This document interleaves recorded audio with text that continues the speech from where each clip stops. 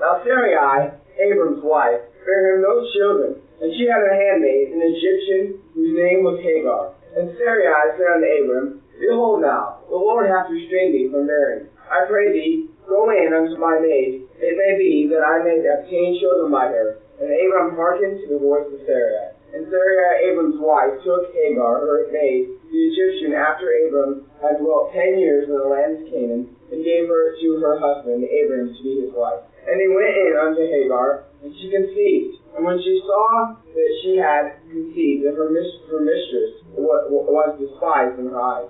And Sarai said unto Abram, Thy wrong be upon thee. I have given my maid unto thy bosom. And when she saw that she had conceived, I was despised in her eyes. The Lord judge between me and thee. But Abram said unto Sarai, Behold, thy maid is in thy hand. Do to her as it pleaseth. And when Sarai dealt hardly with her, she fled from her face. And the angel of the Lord found her by a fountain of water in the wilderness, by the fountain in the way to Shur. And he said, Hagar, Sarai's maid, whence camest thou? And whither wilt thou go? And she said, I flee from the face of my mistress Sarai. And the angel of the Lord said unto her, Return to thy mistress, and submit thyself unto her hand. And the angel of the Lord said unto her, I will multiply thy seed exceedingly, that it shall not be numbered for multitude. And the angel of the Lord said unto her, Behold, thou art with child, and shalt bear a son, and shalt call his name Ishmael, because the Lord hath heard thy affliction. And he will be a wild man. His hand will be against every man, and every man's hand against him. And he shall dwell in the presence of all his brethren. And she called the name of the Lord that spake unto her, Thou God seest me. And she said, I have also here looked after him that seeth me. Wherefore the well was called Bel-lahai. Behold, it is between Kadesh and Bered. And Hagar bare Abram a son. And Abram called his son's name, which Hagar bare, Ishmael. And Abram was 86 years old when Hagar bare Ishmael to Abram's friend. Lord, we thank you this day. We thank you that we can read your word. Lord, I know sometimes I find myself ungrateful for what we have and what we can read with freedom, Lord. I pray that you would protect our nation, Lord. Bless it, Lord, even though we know we are in sin. And we've passed some pretty wicked laws, Lord. Lord, I pray that our people, America, would turn back to you and realize their sin, Lord. I pray you bless the rest of our day. Speak to Pastor John as he brings us a message from you. And have us in your name. Amen. Thank you, Daniel. All right, I titled this message, Hagar, Abram's surrogate wife. Hagar, the surrogate wife. I kind of feel sorry for Hagar in a way, you know. She's kind of just at first is kind of like a pawn in this whole scheme of things. Oh, let's figure out how to do God's will for God, and so let's throw in this servant girl that we got down in Egypt when we were doing wrong. You know, we weren't supposed to go down to Egypt, but we went down anyway, and then we did this whole fiasco where Abram basically allowed his wife to be given up to the Pharaoh for a potential wife because he claimed that Sarai was his sister. And so that mistake happened. And now we come to another mistake when Sarai kind of does a similar thing in a way. Is that at first it was Sarai being given up to a pagan man, and now it is Sarai giving Abram up to a pagan woman. This woman here, she's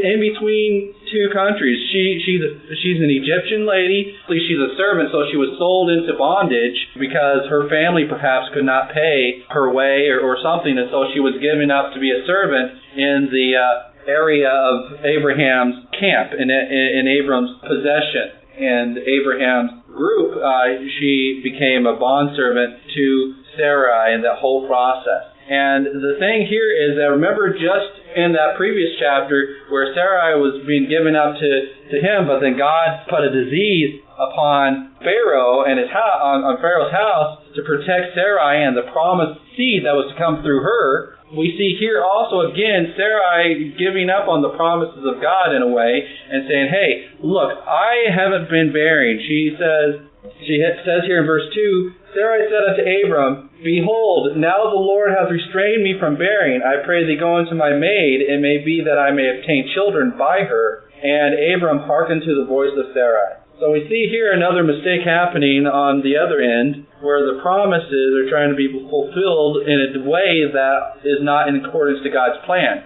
God said that Abram and Sarai, when they left their father and mother, they became one flesh. And so the promises to Abram and the promises are the same promises given to Sarai. So when God says to Abram, hey, you're going to have multiplied seed, you're going to have this seed, you're going to have the promised seed, those same promises belong also to the wife, which is Sarai. But then we see here, verse 3, the wife took Hagar, her maid, the Egyptian, after Abram had dwelt 10 years in the land of Canaan. So, hey, previous chapter, verse 15, God said you're going to multiply seed. It ain't coming through me. It's been 10 years. Been in the land 10 years. I ain't getting no seed, and God just finished promising you'd get seed, and it's going to be another 15 years. She don't know this, but it's going to be another 15 years before they actually get that promised seed. But right now, it's like, it ain't happening through me. Maybe I'm not the one. You know how they always say, hey, there's always somebody out there for you, or when somebody's divorcing. Well, I didn't marry the right one. So Sarah is questioning the promises of God as well.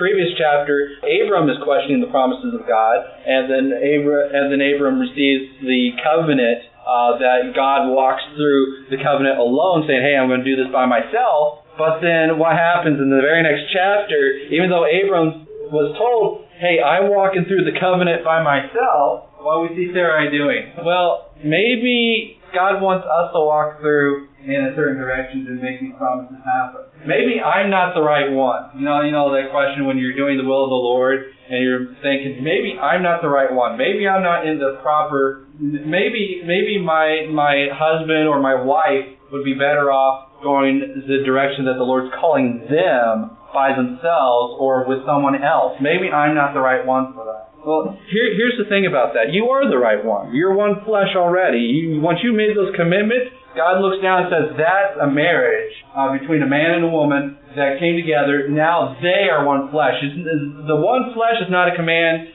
that God says, no, guys, make yourself one flesh. It is a statement in Scripture saying that those two covenanted together are one flesh.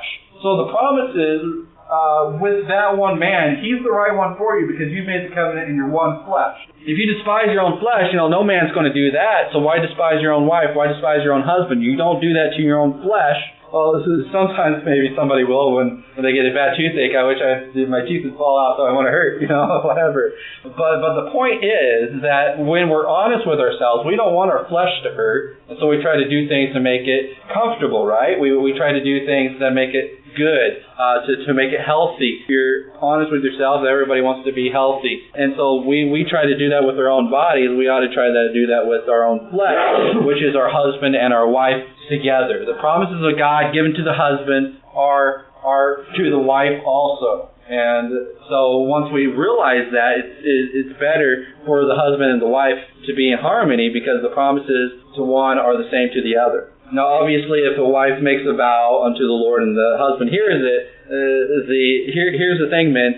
When you make a vow to the Lord as wives or as children, you're still under the authority of your father or your husband. And when they hear the vow and they realize, hey, that vow is not going to help them biblically, that's not going to help them spiritually. I know their heart when they made that vow is in the right place. Sarai wanted to do the will of the Lord. She wanted Abram to receive the promises given to him, and then 10 years not getting it through her, she's feeling very hard here. She's trying to help Abram to be comforted in the promises that God has given him, and she tries to make it right. And she made a vow here. She made an offer to Abram. Hey, take Hagar, my handmaiden, to wife, and so that she can get the promises for both of us. That's kind of like how, on another side, is that when people can't have children together, they try to have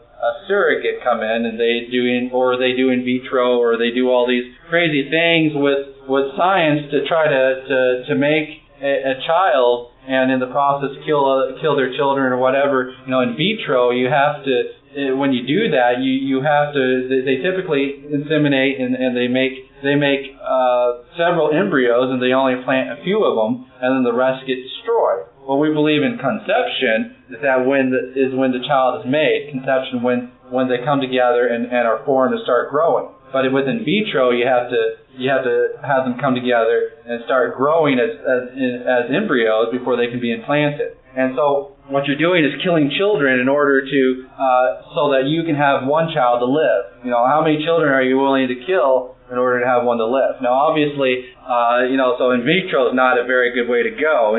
Trying to do something scientifically, whereas God didn't allow it for natural causes. And then obviously, there's stillbirths. If the Lord decides to take it off naturally, that's not on you, on the family. That's on the Lord, because it was His decision to make. Whereas with in vitro, kill 5 children in order so that we might have one in our lives versus not having any at all. I don't want that on my hands. So that's not a process I would go. Obviously, if that were a problem with the family, that would be a hard decision that they would have to make. Just like any of those things. But biblically, I wouldn't risk it. There's things here going on, a surrogate motherhood that says, hey, I'm not getting the promises. Apparently the promises are coming through me. So I need to find a way to make the promises occur without me. And here's the thing, is when God makes you a promise, that promise is for you. And it's not for a surrogate to come along and do it. Just like with Samuel, when Hannah couldn't have a child, she prayed to the Lord, and it says, Lord, open my womb and I'll give you the child. And then when the child was weaned, she brought him back to the temple, and she had that small amount of time, but she did it the correct way. I gave him back to you because it's the vow I made. And her husband went along with that vow. So if a wife, going back, if a wife makes a vow that's not biblically correct, husbands, you need to correct it. You need to keep that thing from happening. Because Hagar was not the Lord's will. Hagar was a surrogate. Hagar was a maid. She was the bondwoman. What does Paul say? Cast out the bondwoman, because they'll not receive the inheritance with the promised seed. And then when Isaac is born, what does the Lord say? Take thy son, thine only son. Thine only son. Well, what about Hagar? Well, what Isaac is the son of promise. Even though the Lord still cares for the physical seed of Abram, what the promise is, thy only son, thy promise, take him and sacrifice him. That Isaac is the only seed of promise, and that is where the blessings of God come, is having faith in the promised seed, and not just being physical seed. Okay, cast out the bondwoman. Don't just claim because my parents are saved that I'm going to be saved. You have to have promised seed. You can't have just physical seed.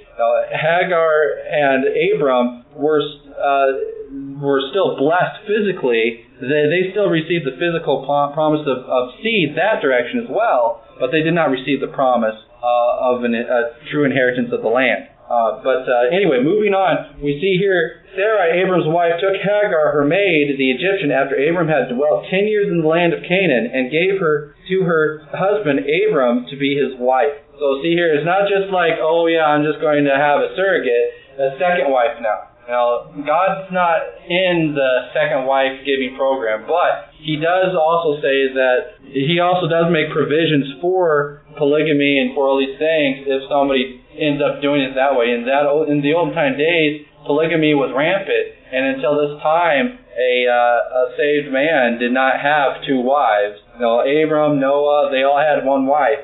Adam, and all the way down the line, all had 1 wife. The only person up to this point that the Bible talks about having 2 wives is Lamech, and Lamech was an evil man. And then it's up to this point that the only reason, even for years, Abram only had 1 wife, which was Sarai. And she was the line of promise. But then where the tradition gets put into the lineage of the children of Israel to have 2 wives is when Sarai makes this error. Obviously, there's an error with Jacob as well. Going down with he multiplies that 4-fold, that he does the same thing that Sarai does with his 2 wives, and that's a whole mess we'll get to later on to talk about. But the thing is that every time somebody has more than 1 wife, a bunch more problems. Don't do it. Don't get a second wife. You can have second lunch, you can have second breakfast, but don't get second wife. It ain't gonna work. It ain't good. But anyway, the promise is they were trying to do it the wrong direction. We, too, when we receive promises that God says, I'm going to save you by myself, I'm going to walk through the covenant by myself. I'm going to pull you out. I'm going to make the exchange by myself. We oftentimes say, well, let's say, in order for God to save me, I need to have this level of no sin. I gotta try to stop sinning at this level, and if I stop sinning right here, then that'll be enough so that God can save me. The Mormons teach that if you do as much as God can, as much as you can do on your own, then God will go the rest of the way for you. But if you don't go all the way you can, then God won't go the rest of the way for you. So that they teach work salvation. To do all you can, then God will bring you the rest of the way. They don't teach perfect work salvation, but they teach work salvation nonetheless. And in an implication, some Baptists do as well when they say, well, you have to, before you can receive the promises of salvation, you have to enter in a covenant not to sin. Well, salvation is without the law. Now, obviously, the Christian ought not to sin because it hurts the Lord through having to bear those burdens. But there is no covenant that we have to make with the Lord before He'll receive we'll receive the free promise. He says, receive the free promise and then do good works to your account. But He doesn't say, okay, cut off all sinning before you can come to me in salvation. And a lot of people get that mistaken idea that, well, I don't want to come to the Lord because then I have to stop sinning, and therefore, obviously, when you receive the Lord, the free promises, He'll cause you to not want to sin. He'll wash you and He'll make you white as snow. He'll renew your mind. But He does not make a condition to where you have to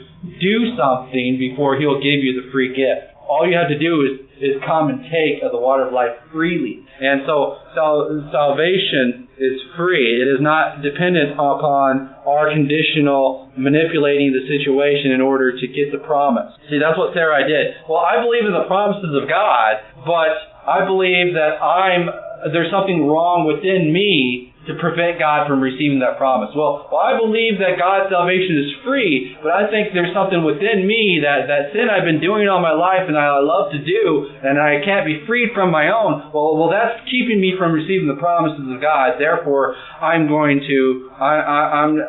have to try to free myself before God can free me. Well, hold on a second. Now, that's the same way Sarai is trying to do with the promises of God. Well, God promised Abram that he would get the seed, but it's not coming through me. So I need to give Abram a different wife so that he can receive the promises. And then what does it say here? And so that it may be that I may obtain children by her. So not only will Abram get this second wife, now I'm going to take her child as my own. See here, that's the surrogate wife talking. I'm going to receive the promises through my own work. See that? Is that through my own work, I'm going to receive the promises of the Lord that were promised to me as well as Abram. Well, the problem with that is that Ishmael is not Sarai's wife. Sarai's child. Ishmael is Hagar's child. And we see that the Lord considers Ishmael to be Hagar's child, even though Sarai attempts to do this surrogate motherhood type of thing, where all Hagar is a lower class citizen that happens to be able to give them a child. We're going to manipulate the situation so that Abraham will have a child, and I will take adoption of that child. The manipulating the situation. It's never good to have children in a manipulated situation like that. And then we'll see how, because they manipulated this situation, and we'll see down here, and he went into Hagar, verse 4, she conceived, and when she saw that she had conceived, her mistress was despised in her eyes. Look at me. I'm not just the surrogate mother. This is my child. My child. And then Hagar realizes the important thing here is that, hey, Abram received this promise. I was given to Abram to wife as a second wife, so therefore the promises now belong to me and my child. And Sarai doesn't have a child, so she don't get into the promise. All mine. She's despised in her eyes. When we try to manipulate the situation in order to bring about the promises of God, we only bring out our own works. People who think they're saved by their own works, whether it's stopping it before you can get the promise of God, or stopping sin before you get the promise of God, or it's saying, I will not sin, and so you can give it to me. Or if it's okay, I will be as good as I can so that I can go to heaven. Whatever direction and form your works take in order to take away from the promises of God, it's still your own works.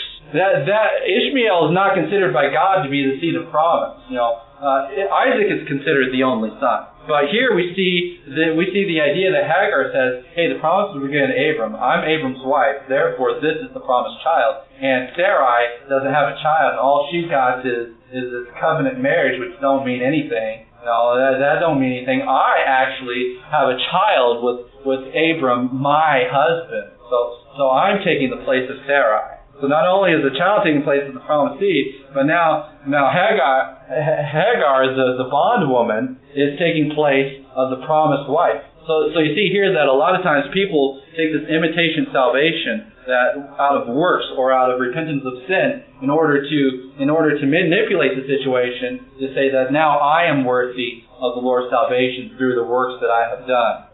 So it's wholly of God, not of works that any man can boast. And so we see here Hagar is despising the promised wife. A lot of people at times despise the church.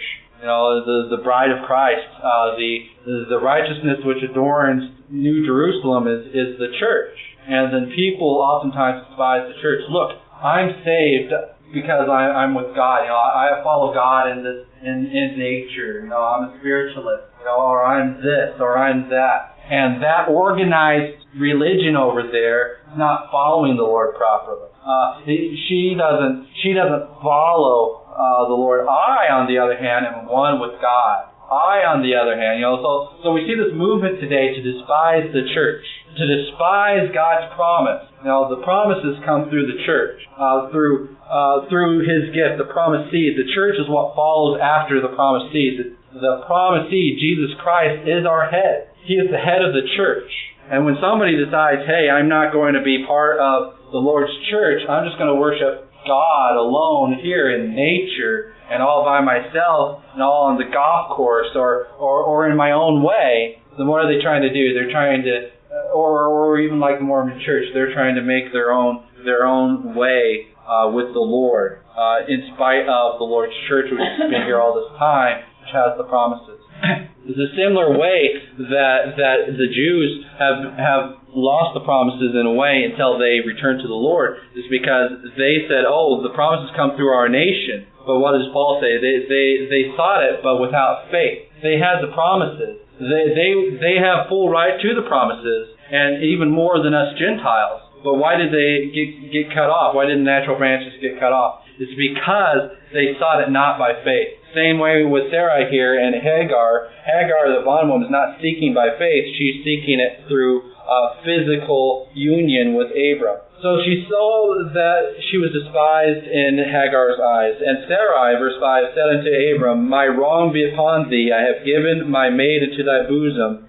And when she saw that she had conceived, I was despised in her eyes. The Lord judged between me and thee. Look at the problem you made, Abraham. Look at the problem you made, Abram. This is your fault, Abram. Now, obviously, Sarai's right here. What is it? Abram should have known better. You should have said, no, thank you. I'm not going to go Hagar's way. I'm going to go the Lord's way. He walked through the covenant by himself, not with me. And so it's not going to be through her own works. It's going to be through the promises of God. Abram already believed in the previous chapter it was by the promises of God. But because Sarai was hurting, because she couldn't give, it seemed to her she couldn't give the promises, that she went another way. There's a lot of churches out there that they don't understand how the promises can come wholly of God alone, and all you have to do is receive it, and so they go another way. It's just to remember your first works, or I'll come quickly and take away your candlestick. You'll no longer be a true church. It's the same way here. You got to do the promises. You have to receive the promises as God gives them. And so we see here that Abram said unto Sarai, here's the thing for her. Instead of Abram taking care of the situation, resolving it, he does a lot with the way us guys tend to do things. Behold, he says here, "Behold, thy maid is in thy hand, do to her as it pleaseth thee. And when Sarai dealt hardly with her, she fled from her face." So we see here, Sarah, it was your fault in the first place. Yeah, that's it. Do with it as you want. You made it, you eat it. You baked it, you cooked it, you eat it. You made the situation happen, then you take care of it. Then when she takes care of it, it's not the proper way. She causes fear to come upon them. Sometimes, a lot of times, we see people. We see the situation come about when people try to do it by works, and we try to receive the promises by their own way, that we deal hard with them. How dare you? They're trying honestly to do the promises of God. I'm trying to do the promises of God, but in their own way, which is sin, which is wrong. But then what do we do? The promised wife, the bride of Christ, the church. We condemn them. We deal hard with them, and it causes them to flee from the Lord. We see here that obviously Ishmael doesn't have rights to the promise, and obviously they don't have rights to the promise in salvation if they try to go to it through works. But we see here, and when Sarai dealt hardly with her, she fled from her face. So when we need to be careful that, obviously we need to deal hard with sin. We need to be clear. As Christians, we need to be clear that salvation is only through the promises of God alone and not of works. Any man should boast. And when somebody is doing it the wrong direction, we need to try to make it clear to them, hey, you're not saved because you haven't come to the promises correctly. And we need to make that clear. But when we're in the process of doing that, we need to do that in love. We need to do that in the spirit that God gives us, not in our flesh. How dare you come to the Lord wrong? It's the way we do it sometimes. When we see, God loves me anyway, just the way I am. And so God's going to save me in spite of myself. He's going to weigh my sins. They're going to be lighter and all that stuff. How dare you think that way? A lot of times, that guy's creepy. I'm leaving him. I'm not going to stay around there. We got to have compassion, making a difference. I believe James or Jude said, having compassion, making a difference, pulling them from the fire, hating even the spot of sin. But Abram sent Sarah, and then she fled from her face. And the angel of the Lord found her by the fountain of water in the wilderness, and by the fountain of the way to Shur. So we see here she's fleeing, and then the angel of the Lord. Now, what I think is interesting, that this is the first time an angel ever appears in the Bible. Does it appear to the promised wife? Does the angel appear to Abram? Obviously, Abram's with God. He don't need an angel to show up necessarily just yet. But what comes is an angel comes to Hagar, the bondwoman, the one that's supposed to be cast out, the one that's not receiving the promise, the ones that aren't considered the child. But Hagar receives the first appearance of an angel, not just any angel, but the angel of the Lord. Now, and I find that quite interesting that the angel of the Lord appears to people that are attempting to do it in an honest heart, but in the wrong way. And it's the same way with Islam, I think, is that you hear these stories about people having dreams. An angel came to me. I don't know how real these dreams are or whatever, but the fact is that people that attempting by their own works to follow the Lord, but in the wrong way. Obviously, if you talk to a lot of Muslims, they're attempting to follow. A lot of them are good, honest people attempting to follow the Lord, but in the wrong way. They're causing a religion to cause them to go astray and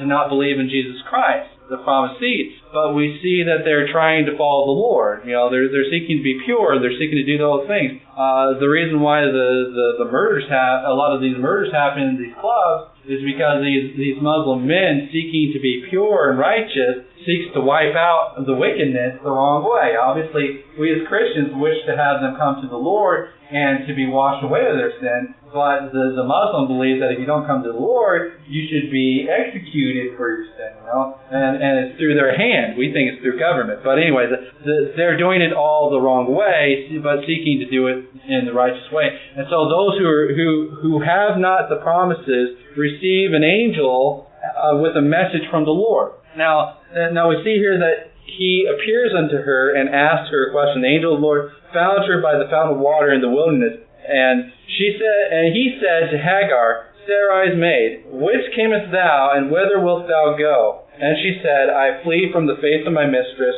Sarai. So she's fleeing from the only place where she can receive the Lord's blessings, which is with the church, with everything like that. So we see a lot of people exiting the church, fleeing from the church because they are too strict or something like that matter. Not saying one way or is wrong, but we need to realize that we need to have compassion making a difference, not speak hardly against these people. And that's a tendency to us as independent, fundamental, Bible-believing Baptists, is that we know what the promises are, and we love them so much that we tend to speak hard with the people that have fled, and so that the Lord has to bring them back. Now, this is the kind of neat thing, is that the Lord brings people back that have been hurt by the church, and oftentimes have been dealt hardly by the church. And the angel of the Lord said unto her, verse 8, and whither wilt thou go? And she said, I flee from the face of my mistress Sarai. So he's kind of saying, hey, where else can you go? You can't go anywhere else. You know, the blessings aren't out there. You need to return. Verse 9, and the angel of the Lord said unto her, return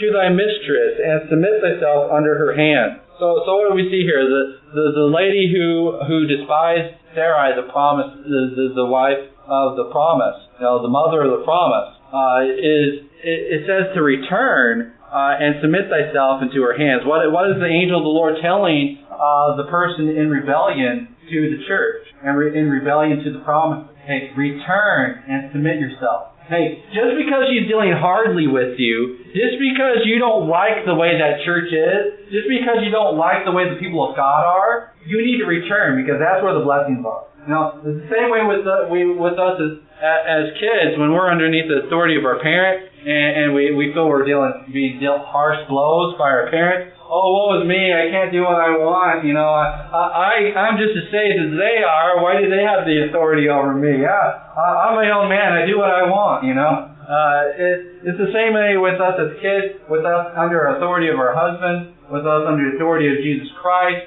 submitting one to another in the church. It's the same way. If the church is dealing hardly with us, we shouldn't be fleeing from the church. If we feel God is dealing hard with us, we shouldn't be fleeing from God. If we think the salvation freely by faith is the wrong way to go, we shouldn't be despising those people who have gone that direction. We should be returning to them, trying to submit ourselves to them, and we need to learn to be part of the promise, even if it's not through us.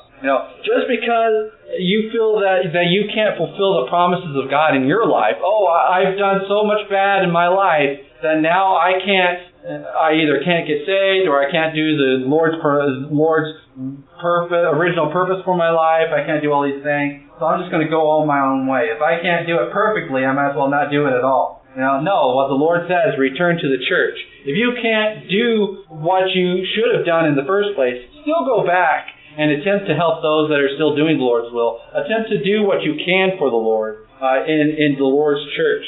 And the angel of the Lord said unto her, if you go back, if you return to thy mistress, and submit yourself unto her hands. Now, he doesn't say submit yourself to Abram, the husband. He says submit yourself to your mistress, the one who has authority over you. And the angel of the Lord said unto her, if you do that, basically, I will multiply thy seed exceedingly, that it shall not be numbered for the multitude. If you go be part of the church, then even though you're not the promised one, the promised seed won't come through your child, you still will receive the promises of Abraham. Now, this is the wonderful thing is that we as Gentiles, not being part of the kingdom, the nation of Israel, being aliens from them, as Paul said, that we are now made nigh and made one with Israel in the promises. Now, obviously, we're not going to receive the land of Israel as Christians, as Gentiles, but we will receive the promises of God because we are under the same God. We are the same people. The same promises are to us, the Gentiles. We're made nigh one with the nation of Israel in the household of God. And we see that the angel of the Lord said unto her, Return to thy mistress and submit thyself under her hands. The angel of the Lord said unto her, I will multiply thy seed exceedingly, that thou shalt not be numbered for multitude. You'll be blessed. You'll receive the same promise that Abram did if you go in there. And the angel of the Lord said unto her, Behold, thou art with child, and shalt bear a son, and shalt call his name Ishmael, because the Lord hath heard thy affliction. Now, what's kind of neat about this is that this is a similar format to when the angel of the Lord came to Mary and says, "You're going to have a son," and then how the scriptures and prophecy says his name is going to be Ishmael, not Ishmael, but Emmanuel. So we see here also the angel. The first time an angel came and prophesied that a child would be born, and prophesied the name as well. And she called, and then we'll see here also, because behold, thou art with child, and because the Lord hath heard thy affliction. The Lord will hear the affliction of the lost. He'll hear the affliction of those people that are outside of the church. If people are honestly seeking the Lord and they have no call and they're outside of the church, the Lord will hear their call and tell you to come to the church. Just with the disciples, when the Gentile was told by an angel to come to Peter's house, that Peter came and told him the word of the Lord, and the Lord was saved. So we see that. So we see that the angel of the Lord calls on those people. So the thing is that even if you are not receiving from a person, if you're not receiving the promises, if you're not receiving the gospel from a person, today is what's neat is the Lord will send an angel. He'll send you the message some other way so that you will have an opportunity. And this is also a twofold thing. It's a good thing because now you have an opportunity as a lost person to receive the Lord through faith. But if you reject the Lord, then you're without excuse. You have no excuse to say, well, I didn't know. And same way with Hagar here. She can't claim that she didn't know to stay with Sarai because the angel told her. But here's the thing, verse 12. He will be a wild man, and his hand will be against every man, and every man's hand against him, and he shall dwell in the presence of his brethren. He's a half-breed. He's not part of the promise. He's not part of the world, but he's in the middle somewhere. So he needs to dwell with his brethren. The same way with us Christians as well. We're not part of the world, but we're not yet received the promises. We're hoping in promises, and we're sealed with the spirit of promise, but we're not yet received the kingdom of God, of heaven, and those promises. We're a half-breed. So what do? We dwell with our brother. We'll be a wild man. We'll be despised by the world, and we'll not yet be perfect in the Lord's eyes by our own selves. But what we need to do is dwell with the brethren. We need to dwell with our people. We need to realize that we as Christians cannot be dwelling in the world, but we're not yet in heaven, so we need to dwell together. And she called the name of the Lord that spake unto her, Thou God seest me, for she said, Have I also here looked upon him that seeth me? You need to realize that God cares for those people, even those people that are outside of the church. Even those people that are not part of the promise, He cares about them. The children of Israel had to suffer for 400 years because He cared about the Amorites and wanted to receive them into His promise. But there's things that the Lord is doing today that He cares about the wicked people of this world. He cares about the sinners, and they have not yet received the promise. But yet He still cares for them, and He makes provision, and He sees them. Wherefore, the well that was called Berethel, that's where she found the Lord. It's kind of neat that a lot of times, you know how they say as Christians, when you get saved, remember the date and the time and the place. You know, what that does is it helps you remember the promises of God. It helps you remember, hey, this is when I made that vow to the Lord. When you're struggling, you can look back on the time and the place and the location and say, hey, right at that chair. You know, I've heard testimonies, hey, at this chair or at this spot on this day, this is when I believed on the promise of the Lord and called on Him for salvation. And that will help us to have a memory ingrained in our minds to help us stay strong when we're struggling, when we feel like the church has dealt hardly with us, when we feel like our brothers aren't there with us. We can look on that day and say, hey, this is where it occurred. Verse 15, and Hagar bare Abram a son, and Abram called his son's name, which Hagar bare, Ishmael. And Abram was 86 years old when Hagar bare Ishmael to Abram. So he bare him a son. Ishmael means the Lord hath heard thine affliction. It means the Lord hath heard. So Ishmael, even though he wasn't the promise, the Lord heard the affliction of Hagar, and He gave her the promises as well. And so here's the neat thing about election. The neat thing about the promises of God. Even though Isaac is the seed of promise, it doesn't automatically mean that Ishmael is cast away from the promises. But what it means is that you have to go through the promises, and you too will see the blessings of the Lord. If you submit yourself to the promised woman, even though you're not that promise, you too will receive those promises of Abraham. You too will receive the promises by faith. You know, the Bible says that the promised seed receives it by faith, and those who were not part of the promise receive it through faith, through being submitted to them, and through the Lord, through the promises.